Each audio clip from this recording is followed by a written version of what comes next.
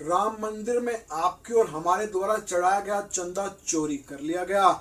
इस घटना ने पूरे देश की आस्था को झंझोड़ के रख दिया। जब यह मंदिर बनाया गया था तब पूरे भारत देश ने जो है इसको उत्सव की तरह बनाया था और उस दिन शायद ही भारत के अंदर कोई ऐसा घर रहा होगा जहां पे खुशी के दीपक दिए नहीं जलाए गए होंगे। और उसके बाद खबर निकल के आती है कि जो हम चढ़ावा चढ़ा के आते हैं राम मंदिर में अपनी आस्था के लिए, अपनी मन्नत पूरी होने के लिए जो हम चढ़ावा चढ़ा के आए, उसी को चोरी किया जा रहा है और उसी को जो है लूटा जा रहा है। इसके बाद पूरा देश आहत हुआ, पूरे देश की भावनाएं आहत हुई, आस्था के साथ खिलवाड़ हुआ। उसके बाद एक एसआईटी को गठित कर दिया गया। तब हम सबको ये लगने लगा था कि अब एसआईटी गठित हो गई है और जिन्होंने भी राम मंदिर के अंदर चोरी करी है उनको कड़ी से कड़ी सजा दी जाएगी। पर यहाँ पे सवाल उठता है कि क्या ऐसा हुआ? क्या जिन्होंने चोरी की थी उनको सही में पकड़ लिया गया या फिर केवल लीपापोती कर दी गई? देखिए, मैं आपको क्लियर करके बता देता हूं, एसआईटी की जांच की रिपोर्ट आ चुकी है और 6 आरोपी जो है एसआईटी ने 6 लोगों पे आरोप जो है बताया है कि इन्हीं लोगों ने राम मंदिर के अंदर चंदा चोरी किया है। मैं आपको बता दूं, ये 6 के 6 लोग वो हैं जिनकी सैलरी 14-14 हजार, 15-15 हजार है, यानी कि नुमाइंदे हैं। नुमाइंदों का मतलब समझते हो आप कि अगर आपने अपने घर के अंदर किसी को रख लिया, भाई कोई कुक है, कोई शेफ है, कोई काम कर रहा है, कोई हेल्पर है, इस तरीके से नुमाइंदे हैं। कोई ड्राइवर है, इस तरह से नुमाइंदे हैं। इनके ऊपर पूरा का पूरा प्रकरण डाल दिया गया, पूरा का पूरा दोष डाल दिया गया कि इन्होंने ही जो चोरी हुई है 500 करोड़ की हुई, 1000 करोड़ की हुई, जितनी भी हुई है इन्होंने ही करी है, बाकी कोई दोषी नहीं है। आप लोग खुद से एक सवाल पूछिए कि एक बात सिंपल सी खुद से लेके चलिए, अगर आपने अपने घर में 3 हेल्पर रख लिए, हाउस हेल्प रख लिए, उसके बाद और आप उनसे मिल भी रहे हो और सब कुछ चल रहा है, आप जो है उनके ऊपर ध्यान भी दे रहे हो, और अगर वो कुछ चोरी कर दे रहे हैं, बड़ी कीमती चीज आपके घर से चुरा ले रहे हैं, तो उसके बाद जो हाउस हेल्प है उनके ऊपर तो गांज गिरेगी गिरेगी। पर अगर आप भी उस जो आपका घर है उसके अंदर आप भी एक तरीके से ये कह लीजिए कि एक केवल गार्डियन की तरह हैं और आप केवल रखवाली के लिए रखे गए हैं, अमूमन तौर पे वो घर आपका नहीं है, तो वो जो उस घर का मालिक है वो तो आपको दोषी करार देगा ना कि मैंने इस घर को जो है तुम्हें रखा था कि तुम इस घर की निगरानी करो, इस घर में जो सोना चांदी रखा इसकी निगरानी करो, पर तुमने क्या किया? तुम्हारे जो नुमाइंदे थे उन्होंने हमारा सोना चांदी लूट लिया। तो राम मंदिर में यही हुआ है, आप समझने की कोशिश कीजिए। केवल गाज उन्हीं लोगों पे गिरी है जो नुमाइंदे थे, जिनकी सैलरी 14-14 हजार, 15-15 हजार रुपए सैलरी थी, केवल उन्हीं के नाम है, उन्हीं के ऊपर पूरा दोष मढ़ दिया गया है। मैं ये नहीं कह रहा कि ये लोग निर्दोष हैं, ये लोग बिल्कुल दोषी हैं, इन्होंने चंदा चोरी करी, पर इन्होंने ऐसी चंदा चोरी कर ली क्या? एक बात बताइए, जब ये चंदा चोरी का प्रकरण है, इसके अंदर जब जो चंदा आता था उसके जो नोट गिने जाते थे, जब वो ये बाहर निकलते थे, जो गिनावट में जितने भी लोग मौजूद होते थे, जब ये बाहर निकलते थे तो वहां पे गार्ड होता था, इनकी पूरी चेकिंग होती थी, एक ड्रेस कोड था जिसके अंदर जेब ही नहीं थी ताकि कोई भी लोग जो है जेब के अंदर पैसे डाल के ना ले जा सके। तो उनको किसने हटाया? जी हाँ, ये बातें आपको कोई नहीं बताएगा।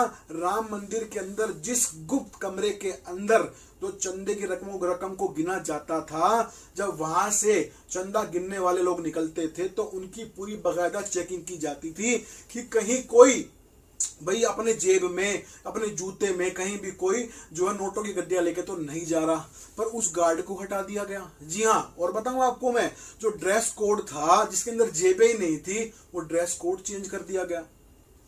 अब जो लोग अंदर नोट गिन रहे हैं उनको भी तो किसी ने रखा होगा, और जो ड्रेस कोड हटाया गया, वो ड्रेस कोड जो लोग अंदर नोट गिन रहे हैं उन्होंने खुद से हटा लिया था क्या? खुद से तो नहीं हटाया होगा। जो उस मंदिर के अंदर जो हेड हैं, जो मंदिर को संभाल रहे थे, जिनके हाथ में मंदिर की कमान थी, ये तो पावर उन्हीं के पास थी ना, गार्ड को हटाना, ड्रेस कोड को हटाना, ड्रेस कोड को बदलना। समझ रहे हैं आप बात को? तो ये चीज है। बट हुआ क्या, जो केवल चंदा जो गिन रहे थे ना अंदर जो लोग थे, उन्हीं को जो है दोषी करार दिया एसआईटी ने। मैं आपको बता दूं, एसआईटी ने इतनी लंबी जांच करी, उसके बाद उन्हीं 6 लोगों के नाम दिए हैं जिनके नाम ये जो जैसे ये प्रकरण, जैसे ही ये पूरा का पूरा जो पूरा घटनाक्रम है सामने आया था, वैसे ही मीडिया में नाम आ गए थे इन लोगों के कि ये लोग फॉर्च्यूनर में घूम रहे हैं और इन्होंने हॉस्टल्स ले लिए हैं, होटल ले लिए हैं, जमीनें खरीद ली हैं, घर बना लिए हैं। इनके नाम तो तभी आ गए थे मीडिया के अंदर। तो एसआईटी ने इतनी लंबी जांच के बाद इनके नाम दिए हैं, ये नाम तो सबको पहले से मालूम थे। पर हमें कोई इस बात का जवाब दे दीजिए कि इनको रखा किसने था, इनको आदेश किसने दिए थे, गार्ड को किसने हटाया, ड्रेस कोड किसने चेंज किया, इस बात का कोई खुलासा करने वाला है? कोई भी नहीं है।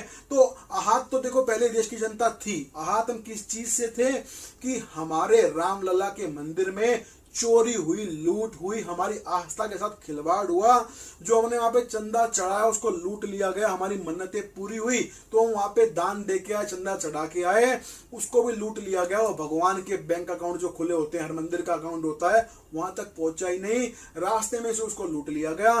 आपको जानकर हैरानी होगी कि जब ये एसआईटी गठित हुई, जब एसआईटी ने जांच करी, तो जो कमरा था जहां पे नोटों की गिनती होती थी, चंदे की गिनती होती थी, उसके वहां पे जो वॉशरूम था, वही वॉशरूम तो सिंपल सी बात है, स्वाभाविक सी बात है, होगा ना, क्योंकि वहां पे व्यक्ति अगर काम कर रहे हैं तो वॉशरूम की जरूरत तो पड़ेगी, ठीक है ना। तो उस वॉशरूम के अंदर भी 2,25,000 रुपए मिले। वो इसलिए रखे गए थे कि जाते हुए इनको ले जाएंगे। समझ रहे हो आप बात को? तो इतना बड़ा प्रकरण रहा ये, और इसमें जो सबसे बड़ा संदेह है, संदेह इसी बात पे है, बिल्कुल सरकार ने एसआईटी गठित की और जिन्होंने चंदा चोरी किया उनको पकड़ा, बट वही है कि केवल नुमाइंदों को पकड़ा गया है, जो ऊपर के लोग थे उन सबको क्लीन चिट कैसे मिल गई? एक बात बताइए, अगर मैं किसी जगह का संचालन कर रहा हूं, मेरे अंडर है पूरी की पूरी चीज, मैं उस ट्रस्ट के अंदर हूं, मैं हेड हूं, या फिर मैं जो है हेड नहीं हूं तो सब कुछ संभाल रहा हूं, या फिर मैं केयर टेकर हूं, तो मेरा काम क्या है? मेरा काम ही तो है ना सब कुछ देखना, मेरे अंडर ही तो सब कुछ होगा। ऐसा तो नहीं है खुद से कर लेंगे, तो मेरे अंडर सब कुछ हो रहा है, उसके बावजूद मेरे ऊपर तो गाज नहीं गिर रही। समझ रहे हो बात को? तो जो केयर टेकर्स हैं, जो भी थे, जो भी लोग थे, उनके ऊपर कोई गाज नहीं गिरी, सबको क्लीन चिट दे दी गई। केवल क्या किया गया, उनको उनके पद से हटा दिया गया, नए लोगों को लगा दिया गया। अरे भाई एक सिंपल सी बात है, अगर किसी जगह कोई केयर टेकर है, मैनेजर है, तो उसके हाथ में ही तो कमान है, उसी ने तो अपॉइंट किया है नीचे वालों को। समझ गए अब तो आप? अपॉइंट नीचे वालों को किया ऊपर वालों ने ही है, बट ऊपर वालों को क्लीन चिट मिल चुकी है, केवल नीचे वाले पकड़ लिए गए हैं। ठीक है, नीचे वालों ने भी चंदा चोरी किया, फॉर्च्यूनर खरीदी, सब कुछ किया, बट जिन लोगों ने अपॉइंट किया उनको क्लीन चिट कैसे मिल सकती है? तो देश आहत हुआ पहले चंदा चोरी से, और अब देश संदेह में है, आहत है, भावनाएं आहत है कि जिन्होंने चंदा चोरी किया, जो असल में जो भाई जिन्होंने, सिंपल सी बात जो आपको मैं बार बार बोलना चाह रहा हूं, जिन्होंने रखा था चंदा चोरी करने वालों को, जिन्होंने रखा था, उनका क्या, उनको क्लीन चिट कैसे मिल सकती है? तो एक बहुत बड़ा सवाल है, और इस पूरे प्रकरण के ऊपर अभी तक केंद्र सरकार की तरफ से कोई भी टिप्पणी, कोई भी ट्वीट, कुछ भी नहीं है। सब लोग चुप्पी साधे हुए हैं, कोई इस बारे में बात नहीं कर रहा है। हाँ, इसमें एक अच्छी चीज ये निकल के आई है, यूपी के जो एक्स सीएम अखिलेश यादव, इन्होंने एक जो है ये भी आरोप लगाया था कि 147 किलो की रामायण थी सोने की, उसको भी चोरी कर लिया गया है। उसके बाद जो है मंदिर कमेटी ने वो रामायण दिखा दी है कि भैया ये रामायण है, देख लो, हमारे पास सुरक्षित है, इसको चोरी नहीं किया गया और ये रखी हुई है, और जिन्होंने भी इसको दान दिया है वो आके चेक कर सकते हैं, देख सकते हैं, उनकी दी हुई जो रकम है दान की, रामायण है, वो यूं की यूं है, कोई चांदी की चीज है, कुछ भी है, सब दिखाया है कि वो यूं का यूं है, कुछ भी चोरी नहीं हुआ है। हाँ, चंदा चोरी हुआ है, उसके लिए जो आरोपी उनको पकड़ लिया गया है, पर अभी भी सवाल वही है, यूं का यूं, कि जिन लोगों को पकड़ा गया, कोई ड्राइवर था, कोई हेल्पर था, जिन लोगों को पकड़ा गया वो ये लोग थे। अब इनको अपॉइंट भी किसी ने किया होगा, ऐसा तो नहीं है खुद से अपॉइंट हो गए, ठीक है ना। अब अपॉइंट किसी ने किया होगा, उसके बाद ही तो इन लोगों ने लूट मचाई, और लूट मचाई तो मचाई, जिन्होंने अपॉइंट किया क्या उनको पता नहीं था कि ये लोग लूट मचा रहे हैं? तो ये बहुत बड़ा सवाल है, ये सवाल आप सबके मन में जरूर होगा, पर इसके ऊपर बोलने की हिम्मत किसी की भी नहीं है, कोई नहीं बोल रहा, सब चुप्पी साध के बैठे हैं। अपने आप से आप खुद से सवाल पूछिएगा कि जिन लोगों ने अपॉइंट किया उनको क्लीन चिट कैसे मिल सकती है। तो दोस्तों, आज की वीडियो में इतना ही है। उम्मीद करते हैं आपको हमारी एक कोशिश इसीलिए क्योंकि हम आपके अंदर ये आवाज उठाना चाहते हैं, ये संदेश पहुंचाना चाहते हैं कि जो मेन लोग थे जिन्होंने अपॉइंट किया था इनको, ड्राइवरों को, हेल्परों को, इनको क्लीन चिट कैसे मिल गई, केवल एक पद से हटा दिया और छोड़ दिया गया। तो ये क्यों किया गया, ये समझ से परे है। पर बाकी सरकार ने ये काम अच्छा किया है कि जो 6 लोग थे उनको पकड़ लिया गया और उनके ऊपर कार्रवाई हो रही है कानून के अनुसार। पर सवाल वही खड़ा है, जिन लोगों ने अपॉइंट किया, जो लोग निगाह बनाए हुए थे, जो लोग केयर टेकर थे, जो लोग संभाल रहे थे इस पूरे ट्रस्ट को, उन लोगों को तो पता ही था। ड्रेस कोड भी उन्होंने चेंज किया, गार्ड को भी उन्होंने हटाया, तो उन लोगों के ऊपर जांच कैसे नहीं बनती। तो ये सवाल है, आप खुद से पूछिएगा, आपको खुद से लगेगा कि हाँ बात में दम तो है, उनके ऊपर भी जांच होनी चाहिए थी, उनको क्लीन चिट कैसे मिल गई। तो आज की वीडियो में इतना ही है।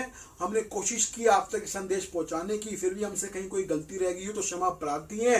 अगर वीडियो पसंद आए, अच्छी लगे तो वीडियो पे लाइक कमेंट कीजिएगा, अपने भाई को सपोर्ट कीजिएगा। आप वीडियो अंत तक देखते हैं पर चैनल को सब्सक्राइब नहीं करते, आप सब्सक्राइब किया कीजिए। आपके एक सब्सक्राइब से हमें हौसला मिलता है, हिम्मत मिलती है, जिससे हम आपके लिए आगे भी ऐसी सच्ची और अच्छी खबरें लाते रहेंगे। तो आज की वीडियो में इतना ही है, मिलते हैं बहुत जल्द नई वीडियो के साथ, तब तक के लिए जय हिंद।